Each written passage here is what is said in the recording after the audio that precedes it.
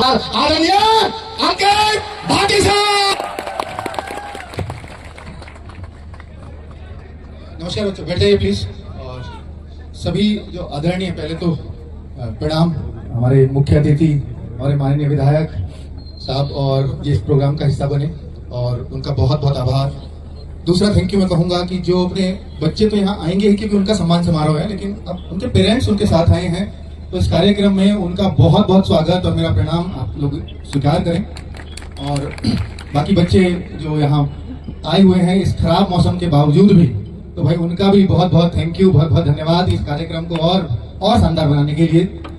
सबसे पहले तो मैं कहना चाहूंगा कि आज के मुख्य अतिथि साहब, अगर आप बच्चों को इनका परिचय थोड़ा कम है तो मैं बता देता चाहता हूं कि जब भी हमें कोई बच्चों के लिहाज से जरूरत पड़ती है यूपी सरकार तक अपनी बात पहुंचाने के लिए, तो हम अपना बच्चों को एक प्रॉमिस कर जाते हैं कि हाँ ये काम हो जाएगा, क्योंकि हमारे पास हमारे माननीय विधायक जी हैं और ये बात जो भी हम इनके पास आज तक लेकर के गए हैं वो जरूर यूपी सरकार तक बच्चों की बात पहुंची है। और न केवल पहुंची है, पहुंचा तो बहुत लोग देंगे, पहुंची नहीं है उसका सॉल्यूशन हुआ है।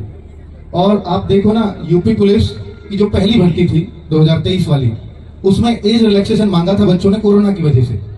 3 साल का एज रिलैक्सेशन जिन्होंने वहीं जाकर के दिलाया था, मतलब ये वहां से आए भी नहीं घर वापस, तब तक एज रिलैक्सेशन का अनाउंसमेंट हो चुका था। तो माननीय मुख्यमंत्री जी को भी धन्यवाद इस बात के लिए, और सबसे पहले तो क्योंकि हमारी बात तो उन्होंने वहां तक पहुंचाई थी। दूसरा, फिर यूपीएसआई वाले बच्चों को भी ये उम्मीद लगी कि जब कांस्टेबल में मिल सकता है तो हमें क्यों नहीं। तो चूंकि सबको पता था कि किन्होंने दिलाया है, तो हम पे भी विधायक साहब एक प्रेशर आ जाता था कि आपके पास के विधायक हैं, बहुतों को तो नहीं पता कि जो है मेरे ही विधायक हैं, बट आपके पास के हैं तो आप जाइए वहां पर।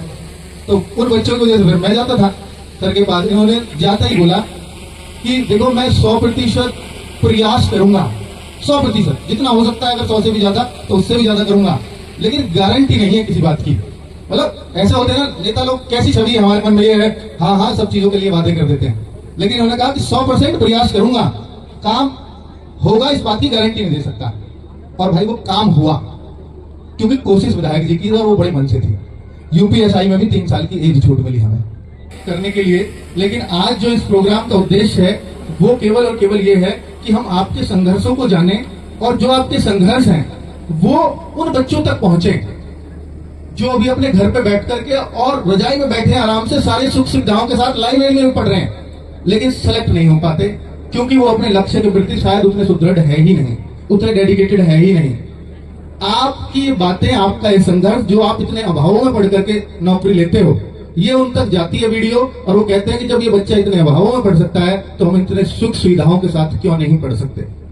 और वो उन बच्चों को मोटिवेट करने का काम करती है, और इसी वजह से हम आप लोगों की कुछ बाइट्स लेना चाहते हैं और लेते रहे हैं हमेशा। तो आप उस ईमानदारी से उस संघर्ष को जरूर बताना जो आप जिस संघर्ष की बदौलत आप यहाँ बैठे हैं। मैं एक और बात आपको बता देना चाहता हूँ RWA के बारे में, मुख्य अतिथि जी भी बैठे हैं, कि सर ये वो बच्चा है SSC GD का जो पैरामिलिट्री फोर्सेस में लगा है। अलग अलग फोर्सेस हैं, BSF, CRPF, CISF, अलग अलग सैनिक बलों में।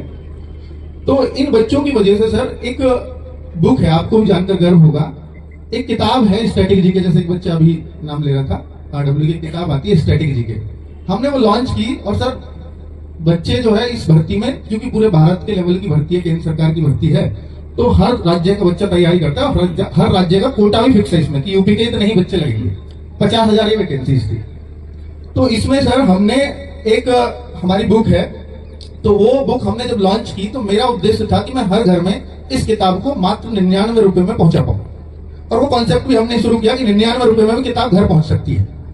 तो मैंने ऐसे ही अनाउंस कर दिया कि बच्चों कुछ भी हो जाए 99 रुपए में पहुंचाऊंगा। फ्लिपकार्ट से बात हुई, फ्लिपकार्ट ने बोला, और बहुत हमने कोशिश करी उसके लिए, तो वो कह रहे कि सर किसी भी कीमत पर 120 रुपए से कम में किताब नहीं पहुंच पाएगी, यानी 20 रुपए तो आपको घर से खर्च करने ही पड़ेंगे, और हम चूंकि पब्लिक कंपनी है हम वो नुकसान नहीं उठा सकते।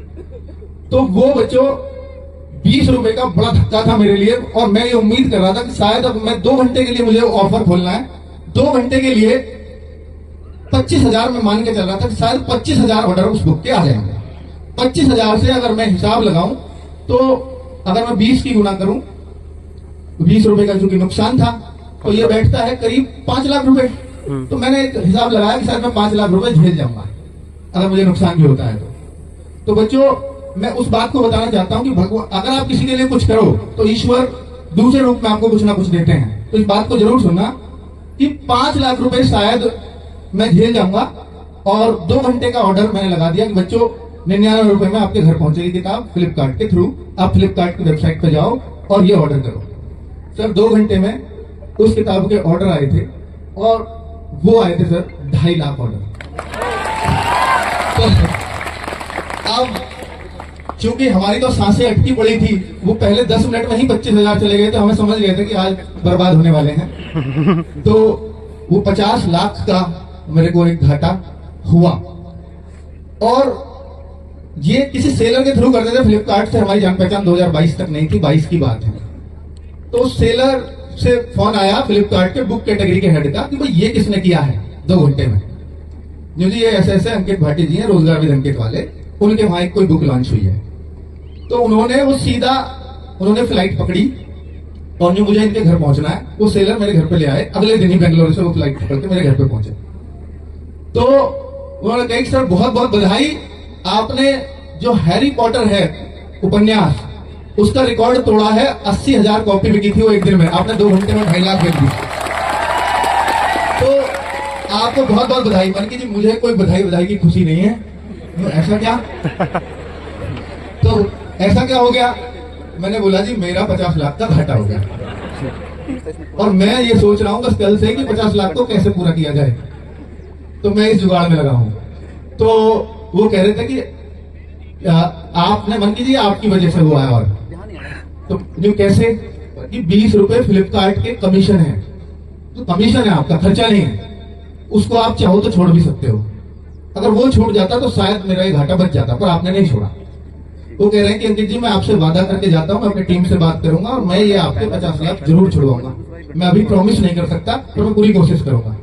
और वो शाम होते होते मुझे मेल आ गया था कि ये 20 रुपए फ्लिपकार्ट बंद करेगा। तो मेरा 50 लाख का घाटा वो ऐसे बचा था और बच्चों तक किताबें पहुंची थी।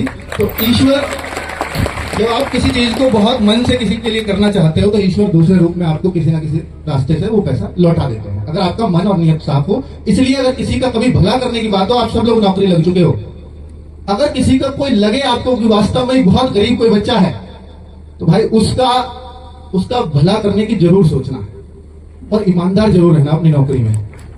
तो ईश्वर आपको कई गुना वापस करेंगे उसका। और 2022 से एक और बात बताओ, 2022 से ही असली तरक्की अगर RWA की मानी जाती है तो 2022 के बाद से ही मानी जाती है, आपको पता हो। थैंक यू बच्चों। और बहुत कमाल, आज आपने 2